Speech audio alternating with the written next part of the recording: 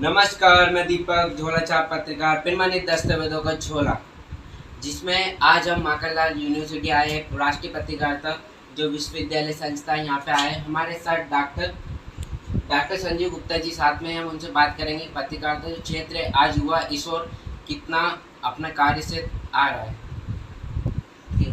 नमस्कार। सबसे पहले तो मैं झोला छाप पत्रकार चैनल को बहुत हार्दिक शुभकामनाएं और बधाई देता हूं कि उन्होंने लोकतंत्र के चौथा स्तंभ जिसको हम मीडिया कहते हैं वो बनने की ठानी है और समाज के जो अंतिम छोर का व्यक्ति है उसकी आवाज़ को उठाने की, उसकी समस्याओं को उठाने के उद्देश्य से इस चैनल का संचालन शुरू किया है। आपका प्रश्न बहुत अच्छा है कि आज इलेक्ट्रॉनिक मीडिया किस तरीके से काम कर रहा है। इलेक्ट्रॉनिक मीडिया चैनल आज शैशवावस्था से युवावस्था में आ गए। भारत में 1991 के बाद जब खाड़ी युद्ध हुए थे उसके बाद से निजी टेलीविज़न चैनलों का विस्तार हुआ था। उसके पूर्व दूरदर्शन का ही प्रसारण होता था। आज देखेंगे कि 800 से ज़्यादा टेलीविज़न चैनल हमारे घरों तक आ गए, जिसमें समाचार चैनल है, मनोरंजन के चैनल भी हैं, खेल के भी चैनल हैं, बच्चों के लिए भी चैनल हैं, महिलाओं के लिए भी चैनल है, लाइफ स्टाइल के चैनल हैं, डिस्कवरी है, साइंस के चैनल हैं, नॉलेज के हैं और उच्च शिक्षा से लेकर स्कूली शिक्षा के लिए विद्यार्थियों तक बहुत सारा कंटेंट और पाठ्य सामग्री पहुंचाई जा रही है। सिर्फ भारत में अभी बायक्स चैनलों की शुरुआत नहीं हुई है, क्योंकि यहाँ पे शुरू से उसका विरोध होता रहा। भारतीय संस्कृति में इस तरीके की अंतर्वस्तु की सार्वजनिक प्रसारण की अनुमति नहीं है। जहाँ तक इलेक्ट्रॉनिक मीडिया की जिम्मेदारी और उत्तरदायित्व का सवाल है, आज इलेक्ट्रॉनिक मीडिया मुद्रित माध्यम के समान ही बहुत ही गंभीरता से, त्वरितता के साथ, प्रमाणिक, जिसको हम लोग न्यूज़ में कहते हैं, बहुत ही क्रेडिबिलिटी के साथ ऑथेंटिक समाचारों को आम लोगों तक बहुत तेजी से परोस रही है। बीच में आपने देखा था सबसे पहले सबसे तेज के चक्कर में कुछ गड़बड़ियाँ हुई थी। हमारे युवा टेलीविज़न पत्रकार के प्रशिक्षण की कुछ कमी थी और उन कमियों को दूर करने के लिए आज आप देखेंगे कि देश के लगभग सभी विश्वविद्यालयों में मीडिया शिक्षा के पाठ्यक्रम है, चाहे वो बीजेएमसी, एमजेएमसी, एमए प्रसारण पत्रकारिता या इलेक्ट्रॉनिक मीडिया या फिल्म प्रोडक्शन या वीडियो प्रोडक्शन जैसे प्रोफेशनल पाठ्यक्रम लगभग देश के सभी विश्वविद्यालयों में है। और आपको पता है कि एशिया का पहला मीडिया का विश्वविद्यालय माखनलाल चतुर्वेदी राष्ट्रीय पत्रकारिता विश्वविद्यालय भोपाल में खुला था और दूसरा मीडिया और पत्रकारिता जनसंचार का विश्वविद्यालय रायपुर में कुशाभाऊ ठाकरे पत्रकारिता एवं जनसंचार विश्वविद्यालय खुला।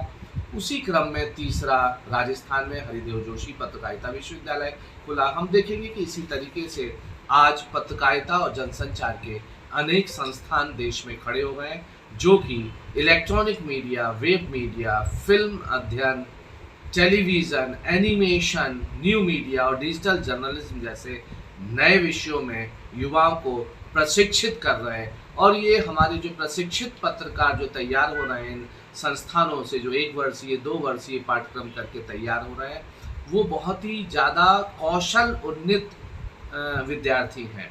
उनमें ना सिर्फ सैद्धांतिक समझ है बल्कि वो अद्यतन art of the state technology के जो उपकरण हैं उनका भी संचालन अपने प्रशिक्षण के दौरान करते हैं। वह ग्रीन स्टूडियो और डिजिटल स्टूडियो में प्रशिक्षित होकर जब बाहर आते हैं तो वो चैनलों में बहुत ही जिम्मेदारी के साथ, बहुत ही तकनीकी कौशल के साथ अपनी दक्षता दिखा पाते हैं।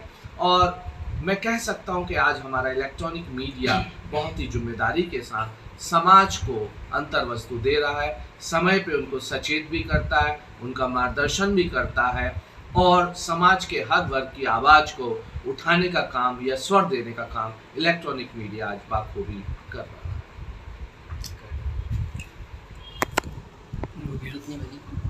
तो पत्रकार कानून जो पत्रकारों के साथ जो हमले होते हैं बहुत सारी जगह, सर इस पर क्या पत्रकार कानून बनना चाहिए? देखिए, पत्रकारों पर हमले की कुछ घटनाएं हुई हैं, अपने आप में ये बहुत ही दुखद है, समाज को सोचना चाहिए। दोनों पक्ष होते हैं, किसी भी घटना के होने के दोनों पक्ष होते हैं। मैं ये नहीं कहता हूँ कि उसमें दोनों पक्षों की कमी नहीं होगी, लेकिन हिंसा को समाज में बिल्कुल स्थान नहीं है। और जो लोकतंत्र का चौथा स्तंभ जैसे जिम्मेदार कार्य में संलग्न लोग हैं, उन पर तो हमला कतई नहीं, क्योंकि ये आज आम लोगों की आवाज़ को दबाने के प्रयास हैं। इस तरीके की हिंसा या हमले कहीं ना कहीं सत्य को, तथ्य को लोगों के सामने, कैमरा सच बोलता है, वाकई कैमरा सच बोलता है। आज डिजिटल ज़माने में कैमरा आप देखेंगे दृश्य दिखाता है। अब वो ज़माना है नहीं कि आपने कुछ भी छाप दिया और आपको विश्वास करने में सोचना पड़े कि ये लाइन या ये शब्द सही है कि नहीं। उस ज़माने में संपादकों की अपनी साख होती थी और हर अखबार की एक साख होती थी कि अगर इस अखबार में छपा है, इस संपादक की कलम से लिखा गया, तो इसमें ज़रूर 100% बात सच होगी। लेकिन आज कैमरा, कहते हैं ना, आंखों देखी बातों पे ज़्यादा विश्वास होता है। तो जो कैमरा दिखा रहा है तो सत्य ही दिखा रहा हो। कैमरे के सामने आप देखेंगे बहुत सारी घटनाएं होती हैं, झूठ का झूठ और सत्य का सत्य, जिसको हम लोग कहते हैं ना, दूध का दूध और पानी का पानी। ये काम जो है कैमरा बाखूबी करता है और ये सब कुछ संभव हुआ है डिजिटल टेक्नोलॉजी से और कैमरे से। तो इसके सामने अगर जो हमला या सच के उसमें विरोध में या उन चीज़ों को दबाने के जो प्रयास होते हैं, इनकी निंदा होनी चाहिए। और मुझे ऐसा निजी मत है कि पत्रकारों को भविष्य में शायद सुरक्षा की ज़रूरत पड़ेगी, लेकिन अगर हम जिसको इन चीज़ों को उठाने की है तो इसकी एक अलग तरीके से एक रणनीति बनानी पड़ेगी, पत्रकार को भी प्रशिक्षण देना पड़ेगा और हमको शायद अपने भारतीय कानूनों में कुछ इस तरीके से प्रावधान करने होंगे कि हमारे पत्रकारों को अपना काम निर्बाध, स्वतंत्र और दमंग तरीके से वो कर पाएँ, बिना किसी भय के अपनी कलम को, अपने कैमरे को, अपनी बात को कैमरे के सामने रख पाएँ। इसकी व्यवस्था लोकतंत्र में सुनिश्चित करना हम सबका दायित्व है और भविष्य में ये सुनिश्चित हमको करना ही हो। सर, स्वतंत्र पत्रकारों की दिन दिन संख्या कम होती जा रही है, इसके आप क्या कारण मानेंगे? देखिए, आज पत्रकारिता में बहुत प्रतिस्पर्धा हो गई है, बाजार के बहुत दबाव है। चाहे अखबार हो, मैगजीन हो, टेलीविज़न चैनल हो या आप यूट्यूब चैनल भी चलाते हैं, तो खर्चे बहुत हैं। आपको स्थान लेना होगा, ऑफिस लेना होगा, 2-3 का न्यूनतम स्टाफ रखना होगा, संवाददाता रखने होंगे, भले अंशकालिक रखें, न्यूनतम उनके वेतन देने होंगे। इन सब करने में दिक्कत ये है कि जब 2-4-5 मीडिया संस्थान थे तो विज्ञापन आसानी से बाजार से भी मिल जाता था और शासन से भी कहीं ना कहीं कुछ सहयोग आर्थिक तौर पर विज्ञापन के रूप में हो जाता था। लेकिन जब हर जगह आज देखेंगे वित्तीय दबाव है, मितव्ययता की बात की जाती है और ऐसे में आप देखेंगे टेलीविज़न चैनल्स हो, अखबारों, मैगजीन्स हो, उनकी संख्या लगातार बढ़ रही है। तो ऐसे में वही चैनल, वही मीडिया सर्वाइव करेगा जो कि सही अंतर्वस्तु दे रहा है, जो अपने दर्शक को, श्रोताओं को, पाठकों को सही चीज़ें समय पे दे पा रहा है और अधिकृत और ऑथेंटिक विश्वसनीय खबरें परोस पा रहा है, वही बाजार में सर्वाइव करेगा। तो इस बाजार के दबाव की दौड़ में पत्रकारों को, स्वतंत्र पत्रकारों की कमी का कारण ही वही है। लेकिन फिर भी आप देखेंगे कि जब एक दरवाज़ा बंद होता है और आपके दिल में इच्छा तो दूसरा दरवाज़ा खुलता है। आज कन्वर्जेंस मीडिया का युग है। डिजिटल मीडिया ने आपको अभिव्यक्ति के कई प्लेटफॉर्म दिए हैं। आपके हाथ में मोबाइल है, आपके पास यूट्यूब चैनल है, वेब मीडिया है, व्हाट्सएप है, सोशल मीडिया के इतने प्लेटफॉर्म है, ब्लॉग है, जहाँ पर आप स्वतंत्र रूप से अपनी अभिव्यक्ति कर सकते हैं। और हम जो एक कहावत है ना कि ना हींग लगे ना फिटकरी फिर भी रंग चोखा है, इसमें आप एक व्यक्ति ही इसका संचालन कर सकता है, वही फोटो भी ले सकता है, वीडियो भी डाल सकता है और अपनी अभिव्यक्ति भी कर सकता है और निःशुल्क रूप से उसको उस पर डाल सकता है। बहुत ज़्यादा इसमें खर्चा नहीं, आपको थोड़ा सा डाटा चाहिए होता है और डाटा भी आजकल बहुत सस्ते हो गए हैं। तो आप डिजिटल मीडिया का उपयोग करके स्वतंत्र पत्रकारिता आज भी कर सकते हैं। एक आपने सुना होगा, एक नई टर्म आई है, सिटीजन जर्नलिज्म, नागरिक पत्रकारिता। डिजिटल मीडिया के कारण ही संभव है, सोशल मीडिया में आप देते हैं। हाँ, बस प्रश्न ये है जो हम लोग इसमें अभी चर्चा का विषय है, क्या सोशल मीडिया या डिजिटल मीडिया जो है उसकी विश्वसनीयता पे कई बार प्रश्न होते हैं, उसकी ऑथेंटिसिटी पे बात होती है, उसके नियमन करने की बात होती है, क्योंकि इसमें बहुत सारे लोग ऐसी अंतर्वस्तु कंटेंट डाल देते हैं जिसकी प्रामाणिकता को लेकर समय समय प्रश्न चिन्ह उठते हैं। और ये चूँकि इसका कोई भौगोलिक सीमाएँ नहीं है, जब आप किसी भी चीज़ को वेबसाइट पर डालते हैं तो वो ग्लोबल हो जाती है, वैश्विक समाज उसका उपभोग कर सकता है। तब इसमें जिम्मेदारी की बात होती है, इसको नियमित या रेगुलेट करने की बात होती है कि हम डिजिटल मीडिया पर किस तरीके से रेगुलेट करें, किस तरीके से इसकी सामग्री को हम वो करें। और सरकार इस दिशा में गंभीर प्रयास कर रही है। आपने देखा कि व्हाट्सएप और फेसबुक से बहुत सारी आपत्तिजनक सामग्री, टिप्पणियों को हटाया गया। बहुत सारे सार्वजनिक या किसी धर्म या किसी देश के विरोध में जिस तरीके की वो चीज़ें थी उनको उस तरीके से हटाया गया। तो ये कहीं ना कहीं समाज ही जब समस्याएं दिखाती है तो उसका समाधान भी समाज से ही उठ के आता है, और हम बहुत जल्दी ही डिजिटल मीडिया को नियमित कर पाएंगे, उस समाधान को पा पाएंगे जो इसमें कुछ दिक्कतें हैं। लेकिन हाँ, जो नए युवा पत्रकार हैं उनके लिए बहुत अच्छा प्लेटफॉर्म है। कम खर्चे में आप अपनी अभिव्यक्ति, अपनी बात को स्वतंत्रता से रख सकते हैं।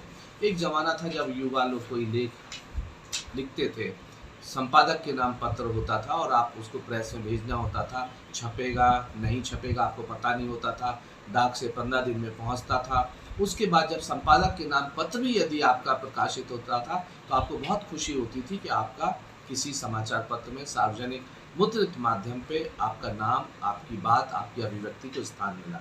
लेकिन आज ऐसे तमाम अवसर हैं सोशल मीडिया पर, डिजिटल मीडिया पर, जहाँ पर आप देखेंगे त्वरित प्रतिक्रियाएँ आती हैं। फेसबुक पर आप देखिए, ट्विटर पे देखिए, तमाम प्रतिक्रियाएँ लोग त्वरित देते हैं। लेकिन इस त्वरित प्रतिक्रिया में कई बार हम लोग अपनी मर्यादा को भूल जाते हैं, मर्यादा विहीन टिप्पणी कर देते हैं, किसी की आस्थाओं को, मानहानि को ठेस पहुंचाने वाली बात। तो हमको टिप्पणी करते समय जल्दबाजी नहीं करनी चाहिए, और इनकी जो सामग्री इस पर आती है उसकी ऑथेंटिसिटी, उसके स्रोत को पुष्टि करने के बाद ही आगे उस सामग्री को बढ़ाना चाहिए। आँख मूंद के सामग्री को फॉरवर्ड करने के भी दुष्परिणाम हमने देखे हैं, भोगे हैं। तो मेरा इस चैनल के माध्यम से यही कहना है कि डिजिटल मीडिया का उपयोग करें, सावधानी से करें, और जो भी सामग्री आप तक आती है जन उपयोगी होने पर, उसको जांचने पर, परखने पर ही उसको आगे फॉरवर्ड करें, अन्यथा इसके दुष्परिणाम भी बहुत देखने को मिलते हैं। अच्छा, जो झोला छाप पत्र का जो टाइटल है इस पर काफ़ी चर्चा का विषय बना हुआ है भोपाल में भी, तो आप इसमें क्या कहना चाहेंगे? नाम का कोई विरोध कर रहा है बहुत सारे?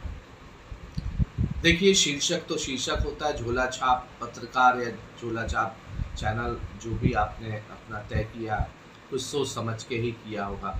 अक्सर गैर जिम्मेदार मीडिया को लोग कहते हैं कि कोई झोला छाप पत्रकार आया था, झोला छाप चैनल आया था, मजाक बनाते हैं। लेकिन आपने तो सार्वजनिक तौर पे ही अपने को झोला छाप चैनल या झोला छाप पत्रकार के तौर पे अपनी आइडेंटिटी बनाई हुई है।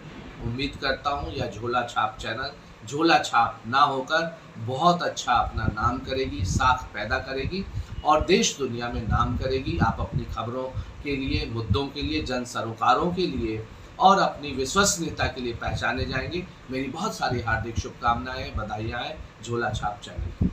धन्यवाद।